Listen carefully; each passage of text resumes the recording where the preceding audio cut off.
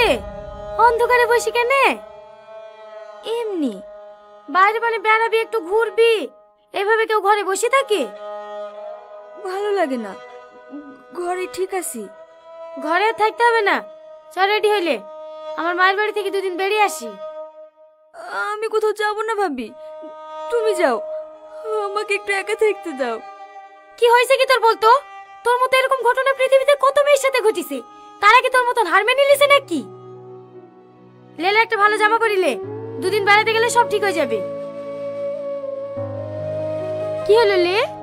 আমার আর বাঁচতে ইচ্ছে করে না জানো ভাবি, তোমরা পারলে আমাকে একটু বিশ্লেষণ দাও না। কি পাগলের মতো বকছি? কষ্ট কার জীবনে নাই? সবারই জীবনে কষ্ট আছে, তাই বলে তো ভেঙে পড়লে হবে? তোর কিছু হয়ে গেলে আমরা কাকে নিয়ে বাঁচবো বল দিনি? লে বুঝলে